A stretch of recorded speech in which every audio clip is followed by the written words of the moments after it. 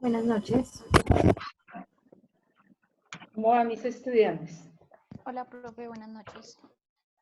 Buen comienzo de semana, ¿no? Aunque ya iniciaron tempranito. Profe. Pero si nos reunimos es porque todo está muy bien, ¿cierto? Gracias a Dios. ¿Me están escuchando bien?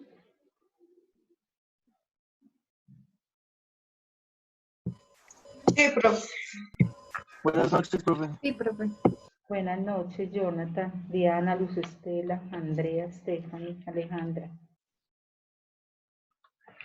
Bueno, mis muchachos. Quedamos en que íbamos a hablar hoy de unos temitas. Espero que quienes vayan a hablar se hayan enterado de que existen unos agentes oficiosos, también se hayan enterado de que aplica para interceder entre problemáticas que hay en algún país, cuando no pueden resolverlo dentro del mismo.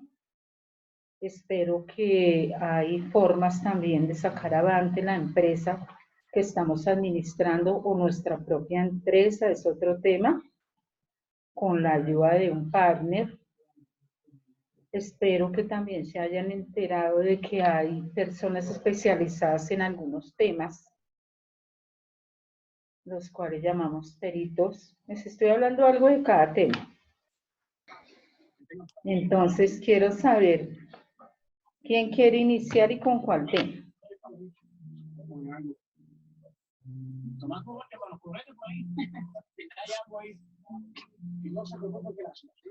¿Me escucharon, mis niños?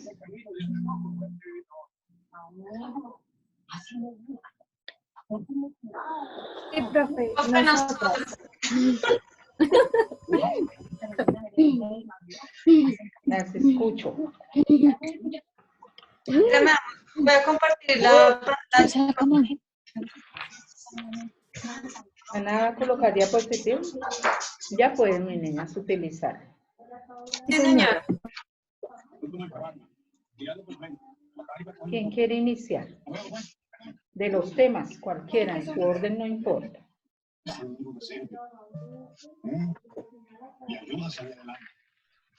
Él no quiere, él no quiere abandonar el estudio, pero lo tiene que abandonar para cumplir su sueño. Ser millonario y ser el mejor Escucho una nueva. Regáleme un segundito.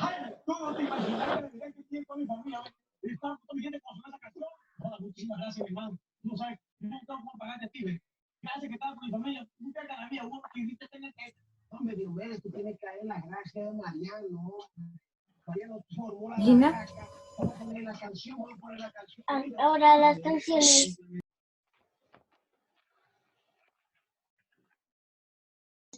Bueno, tiene la palabra Diana y Andrea. Bueno, profe, nosotros vamos a hablar sobre el peritaje. Vamos a iniciar qué es el peritaje. Es la, ay, espérame, yo cierro. Es la plasmación escrita de las pruebas y análisis que el perito elabora para responder a todas las cuestiones planteadas por parte del juzgado o los interesados. Hay que tener muy en cuenta que el solicitante del peritaje no es experto en el tema. Por lo tanto, el informe pericial debe estar en una jerga de fácil entendimiento, sin tecnicismos y de fácil comprensión para cumplir la labor de asesoramiento.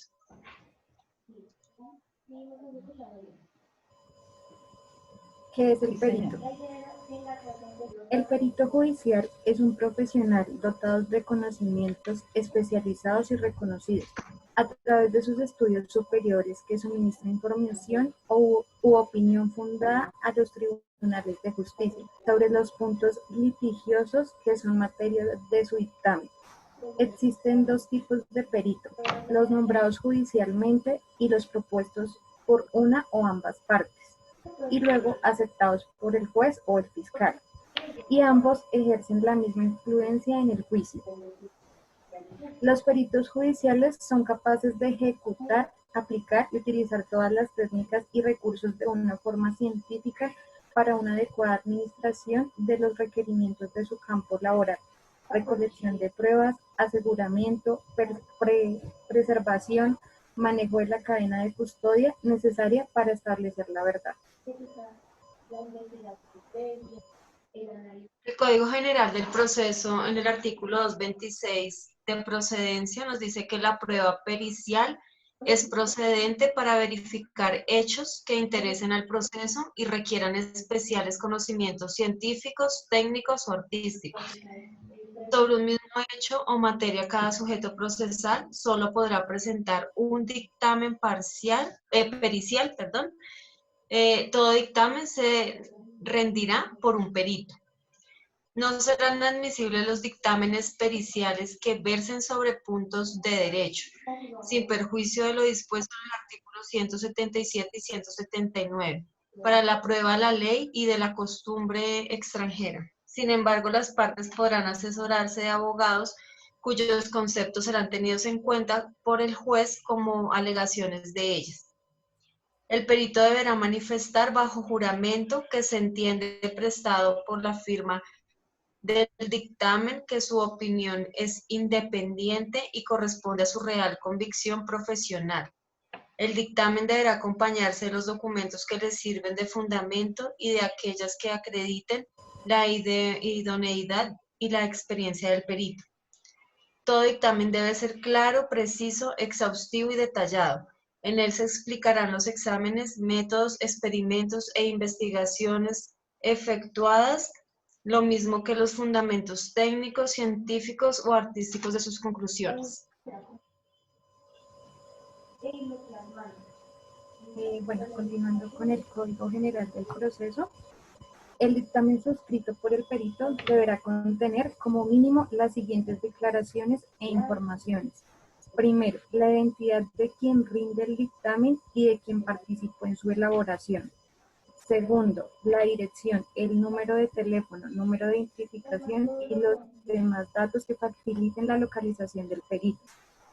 Tercero, la profesión, oficio, arte o actividad especial ejercida por quien rinde el dictamen y de quien participó en su elaboración. Deberán anexarse los documentos idóneos que lo habilitan para su ejercicio, los títulos académicos y los documentos que certifiquen la respectiva experiencia profesional, técnica o artística. Cuarto, la lista de publicaciones relacionadas con la materia del peritaje que el perito haya realizado en los últimos 10 años, si la tuviere. Quinto, la lista de casos en los que haya sido designado como perito o en los que haya participado en la elaboración de un dictamen pericial en los últimos 4 años. Dicha lista deberá incluir el juzgado o despacho en donde se presentó el nombre de las partes, de los apoderados de las partes y la materia sobre la cual versó el dictamen.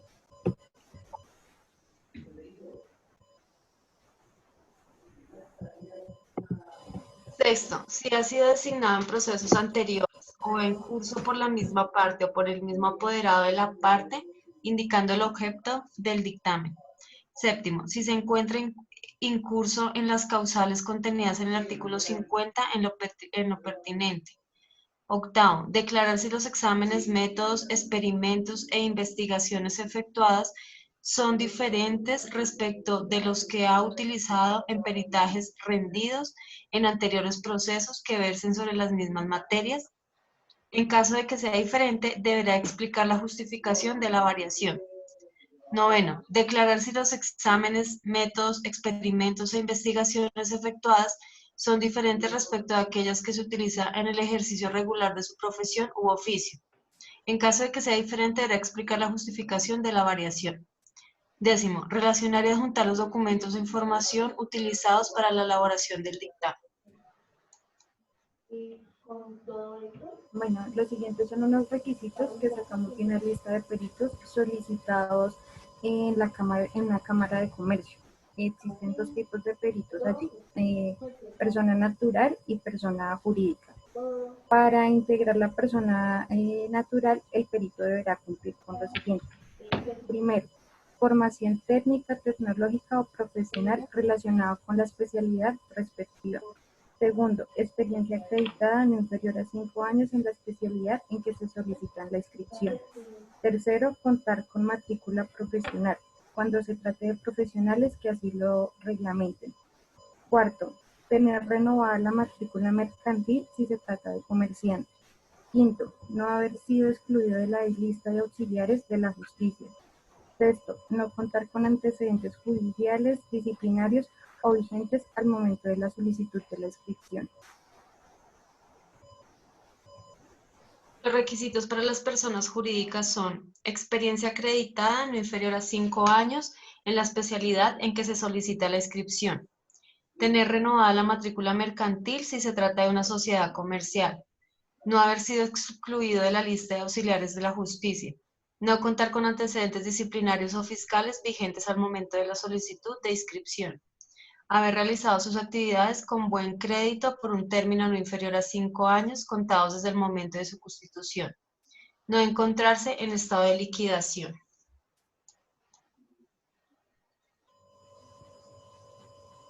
Los deberes y obligaciones y provisiones de los peritos.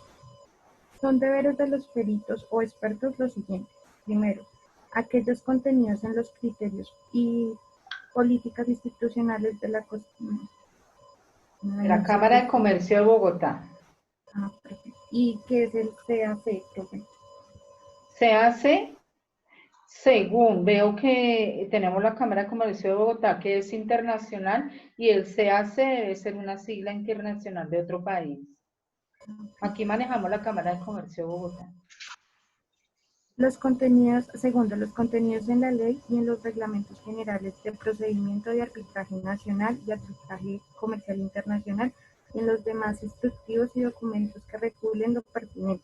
Adicionalmente, está cobijado por las normas, decretos o reglas que rijan su ciencia, arte u oficio. Tercero, cumplir con diligencia, eficiencia, objetividad e imparcialidad las actividades que se le encomiendan. Cuarto, mantener bajo su responsabilidad, cuidado y reserva los documentos e informes que se le entreguen en ejercicio de sus funciones de perito. Quinto, actuar con lealtad, precisión, seriedad y probidad. 6. Guardar reserva sobre información confidencial que conozca el desarrollo de sus funciones.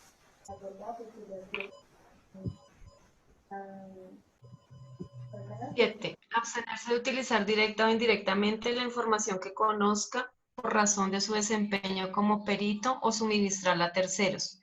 Mantener el secreto y la reserva profesional respecto de toda información relacionada con la autoridad que lo designó o el cliente y con los trabajos que para él se realizan, salvo obligación legal de revelarla o requerimiento de autoridad competente.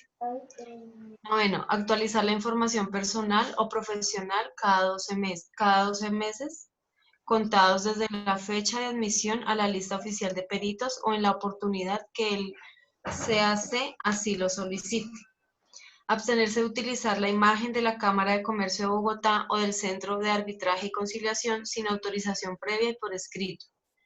11. Usar los recursos y herramientas tecnológicas suministradas por la Cámara de Comercio de Bogotá única y exclusivamente para desarrollar las actividades que estén claramente vinculadas con la entidad.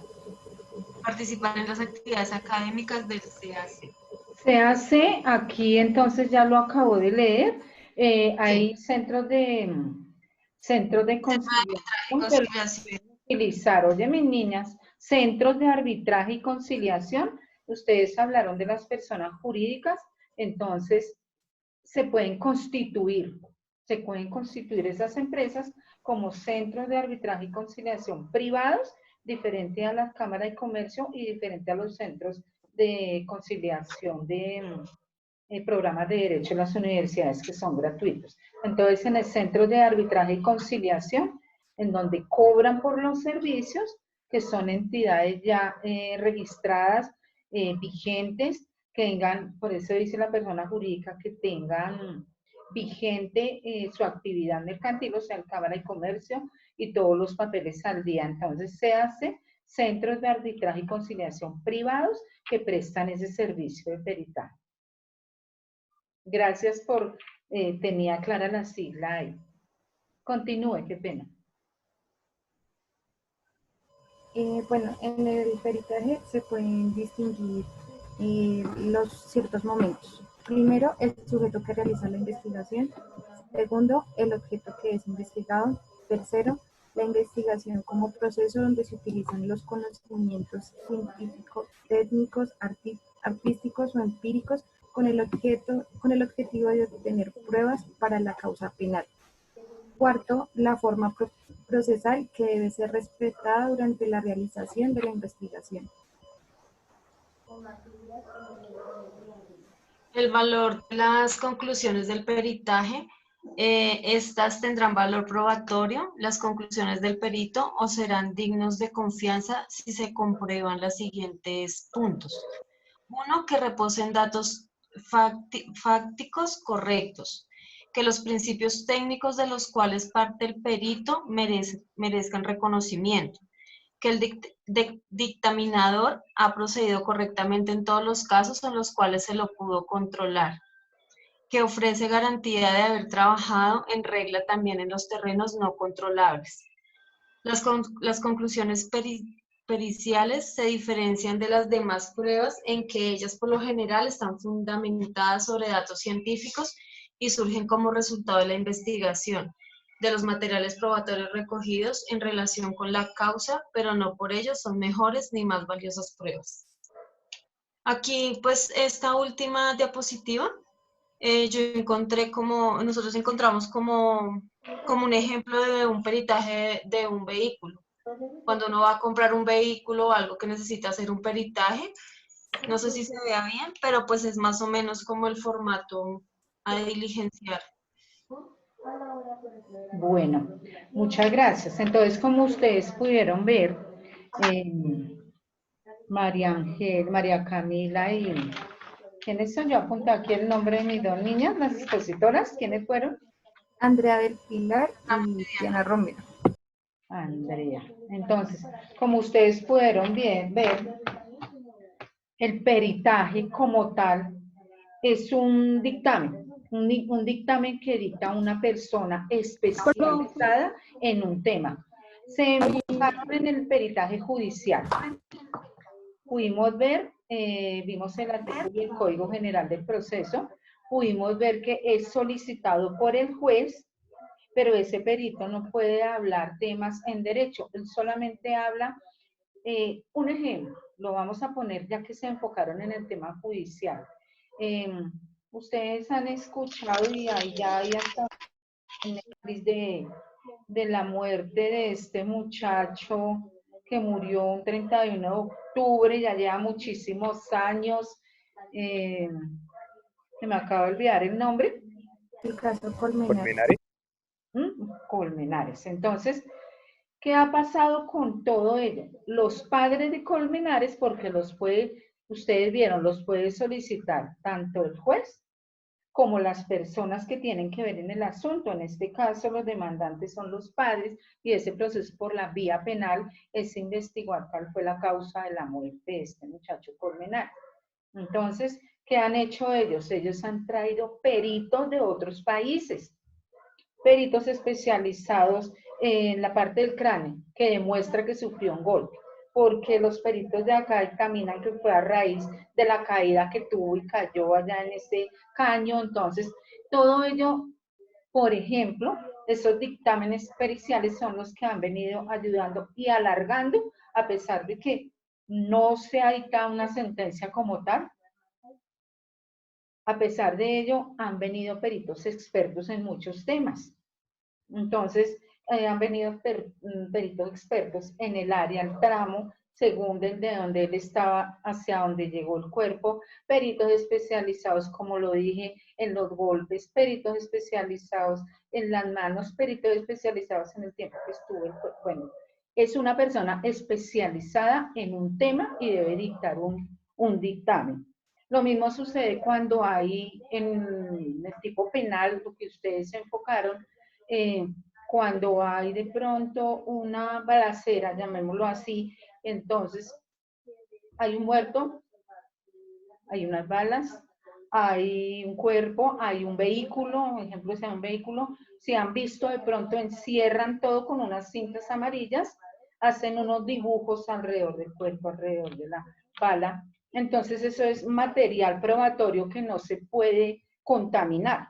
Y en el tipo penal eso se llama la cadena de custodia. Todo eso va custodiado y luego viene el dictamen del perito especializado en balística, que es el que habla de el tipo de arma, el trayecto de la bala, y de pronto murió por una bala que no corresponde al arma, sino otra persona. Bueno, todo eso es el perito.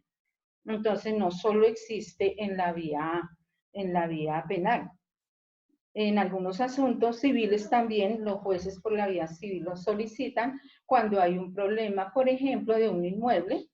Entonces ya se va a embargar, se va a rematar el inmueble. El remate es cuando ya terminó el proceso y de pronto por el pago de la deuda, algún compañero de ustedes habló de que estaba hipotecado ese inmueble y no se pagó la deuda y por ese motivo el juez lo remató. Pero antes de rematarla, entonces llama al perito de la lista de peritos de Cámara de Comercio, si de pronto se especializó allí y ya lo conoce el juzgado, entonces ese experto en ese tema, el mismo juzgado lo llama, o las partes escogen de las listas o de un centro de conciliación y arbitraje, como mencionaron sus compañeras, lo pueden llamar también ese perito experto en ese tema de inmuebles. Vemos que también por la vía civil y independiente a un proceso, cuando vamos a comprar un inmueble, vamos al banco a solicitar el préstamo para nuestro inmueble, vale 300 millones, le solicitamos al banco el préstamo porque tenemos solo el 30%, el banco nos presta el 70%, pero el banco, para estar seguro del valor de ese inmueble, pues necesita saber su ubicación, el estado, la antigüedad, los pisos, y envía a un perito para que haga ese estudio. Y el ejemplo del vehículo es perfecto cuando vamos a comprar un vehículo de pronto usado. Entonces el experto, el perito, identifica el estado, la marca, cómo está. Por eso son personas expertas en diferentes temas y son utilizados por la vía civil, por los juzgados, son utilizados por la vía penal, según el asunto, independientemente a ellos, si alguno de ustedes algún día va a comprar un inmueble, puede solicitar los servicios de un perito. Entonces, ayúdeme a usted a dar como un dictamen por el precio que me están cobrando, que considera usted, porque es especializado en ese tema. Entonces, de eso se trata el peritaje. Muy bien, las felicito. Muchas gracias. ¿Quién quiere continuar? Nosotros, profe. ¿Qué tema van a tocar, Jonathan? Paternink. Vamos a hablar de... ¿Qué saben de Sebastián? Mis niños, ¿qué habrá pasado?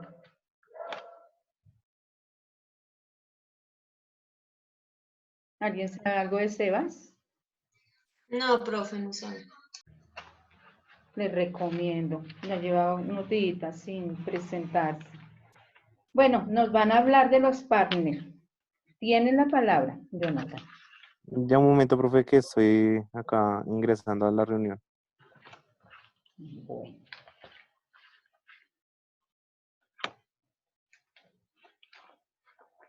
Le recomiendo la diapositiva a mi niña al correo, ¿no? Vale, profe, yo te la envío. Gracias.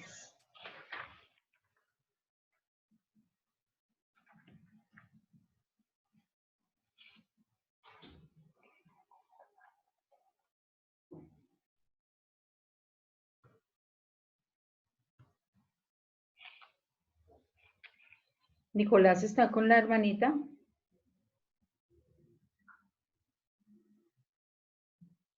Nico. Nicolás. No, profe, estoy yo, solo yo. La- Pero ya viene Diana, profe. Ah, bueno, mi niño. Profe, ¿lo puede ver?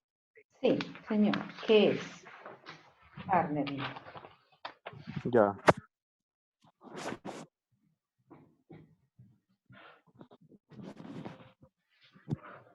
Bueno, entonces nos tocó a nosotros partnering. ¿Qué es el partnering? Es una técnica que promueve la asociación de empresas con el fin de desarrollarse y elaborar estrategias que ofrecen mejores servicios a los clientes, haciéndose más competitivas dentro del mismo sector. ¿Por qué elegir partnering? La unión de la fuerza que se ha dicho siempre, si tú también compartes esta opinión, tienes que descubrir el partnering. Esta asociación de empresas te permite crear, ampliar recursos y desarrollar juntamente nuevas estrategias más competitivas con empresas dentro del mismo campo. En esta fórmula incrementaremos la gana de servicios de nuestra empresa con un partner sin necesidad de subcontratar servicios o realizar inversiones considerables de dinero para llevar a el cabo de nuevo proyecto. De esta manera ambas compañías se benefician sin necesidad de invertir y pudiendo ampliar sus servicios y capital de manera segura. Dentro de los business partnering existen dos agentes diferentes, el partner proveedor, quien aporta sus servicios, y el partner vendedor, que vende el servicio del partner proveedor como si fuera él suyo propio. Este tipo de asociación resulta un impulso económico para ambas compañías que bien definido proporcionan a los clientes un mejor servicio sin aumentar los costes de la cadena de producción.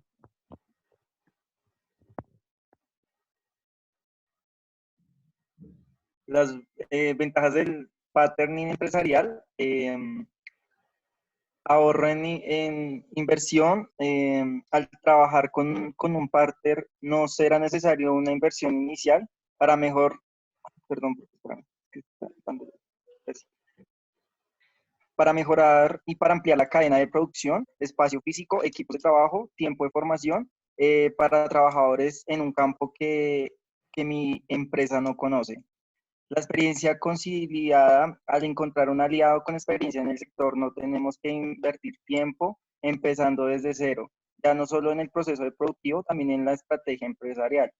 Control de procesos productivo, la diferencia entre subcontratar y encontrar un compañero con el que caminar hacia un objetivo común, otorga la capacidad del control total sobre el proceso productivo en los servicios de las empresas. Más capacidad y aumento de servicios. La empresa ganará en los servicios integrándolos en el proceso de manera gratuita, reduciendo costes y haciendo al patterning más competitivo dentro del mercado. Disculpe, profe. Mejora la inversión y el aumento del valor de la empresa. La unión de ambas empresas suman su valor económico y su potencial como empresas de servicio. Por último, la comunidad del cliente. Ambas empresas tenían clientes ya conciliados. Su unión aumentará la satisfacción de los clientes de ambas agencias y atraerá nuevos usuarios al poder ofrecer un servicio a precios más competitivos. Por último, ¿qué cualidades podemos buscar en un partner?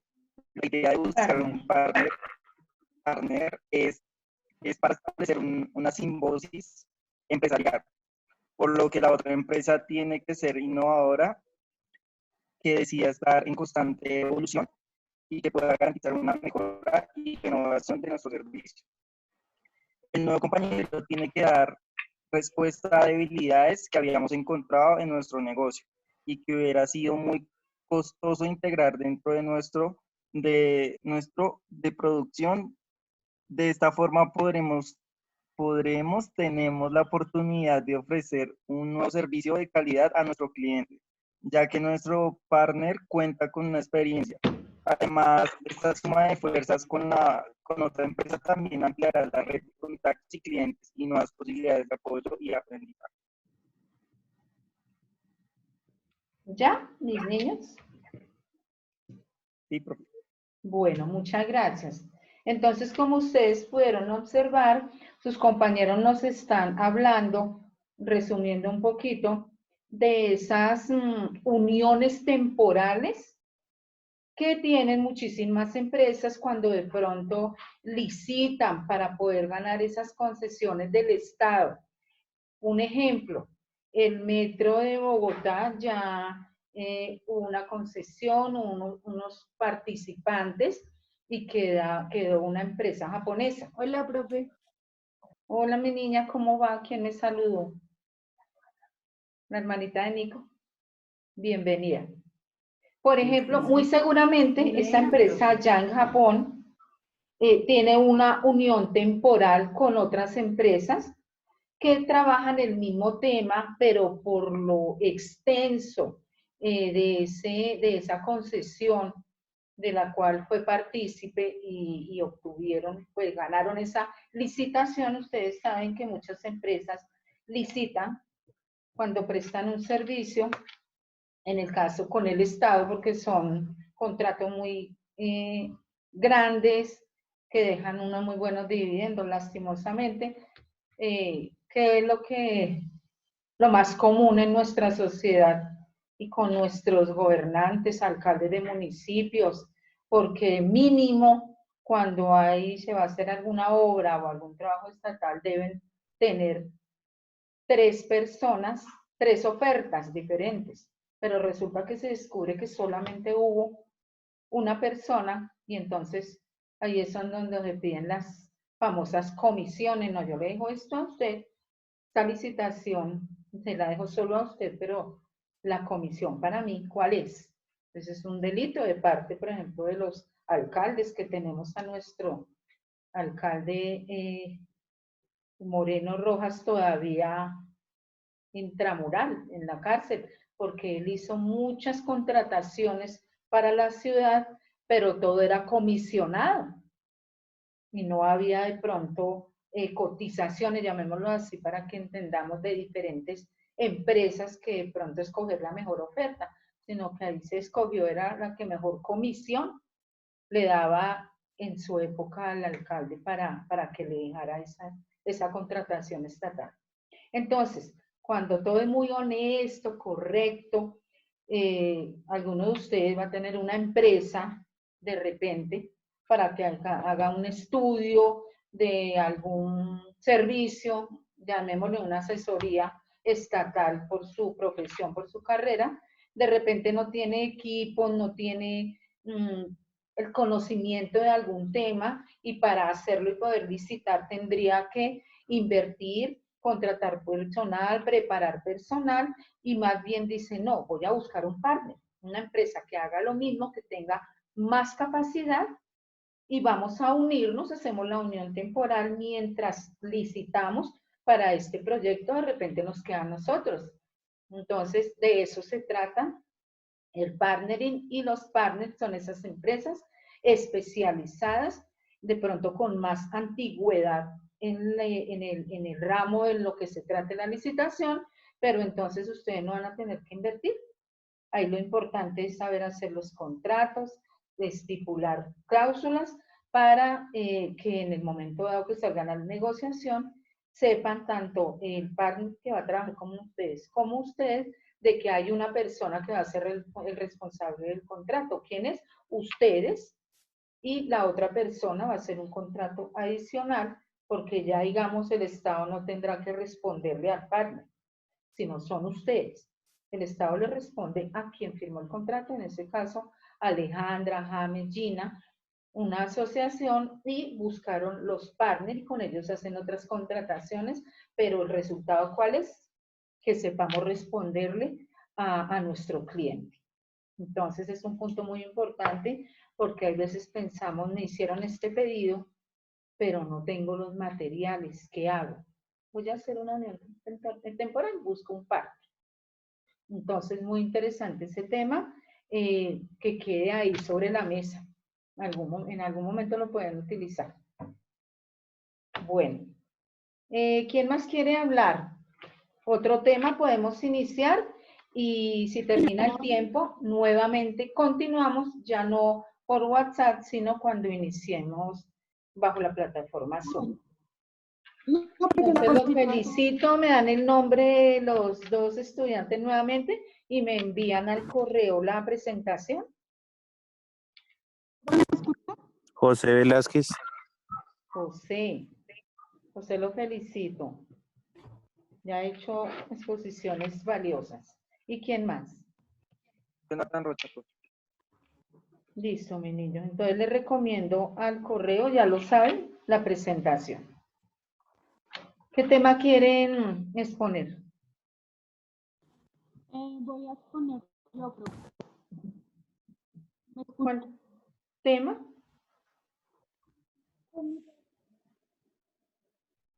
¿Me escuchan? Buenos oficios. Perfecto. Bueno,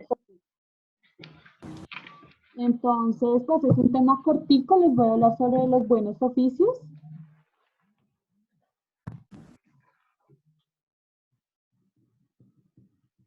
Tiene la palabra, Luz Estela. Entonces, modo de arreglo de los conflictos internacionales. Consiste en la interposición de una tercera potencia que trata de conciliar a las partes para inducirlas a convenir en una negociación o a recurrir a otro modo de arreglo pacífico. Esto como tal es de los buenos oficios. Esto viene de la mano con una parte de mediación. Entonces, que la mediación es ofrecida unilateralmente para lograr un entendimiento entre partes desavenidas o en conflicto. De modo más estricto, el ofrecimiento espontáneo de un Estado a otro u otros para lograr a través de su gestión un entendimiento amistoso en divergencias surgidas entre ellos. Entonces, pues este como tal era el tema, después cortico porque estábamos hablando del tema internacional. De arreglos de buenos oficios internacionales. Gracias, Luz Estela. Bueno, entonces, como nos decía su compañera, los buenos oficios, y se llaman agentes oficiosos, de pronto ustedes han escuchado, invoco el tema del proceso de paz en nuestro país. Entonces, ¿qué pasó en el proceso de paz? Hubo muchos países que quisieron actuar como agentes oficiosos. Por ejemplo, estuvo Cuba, estuvieron, Colombia hace parte de la ONU, y aquellos países que quieran, por ejemplo, que en un conflicto que no puedan solucionar interno, presidente grupo armado de las FARC, fue un conflicto interno que se salió de las manos, no, en su momento trataron muchas veces